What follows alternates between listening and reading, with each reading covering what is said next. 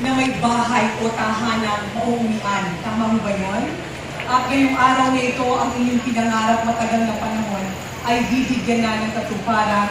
Walang iba ng ating Pangulong Bongbong Marcos. Palakpakan po natin siya.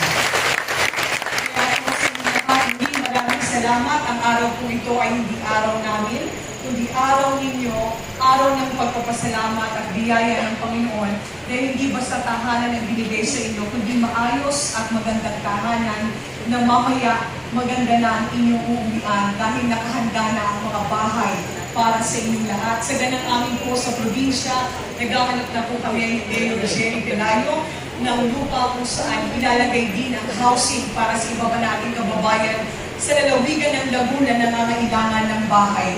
Muli po maraming salamat kay DBM's NHA. Mabuhay po kayo. Maraming salamat sa pagkalinga sa aming mga sampableno at maging sa mga Lagunense. Magandang umaga po sa inyo.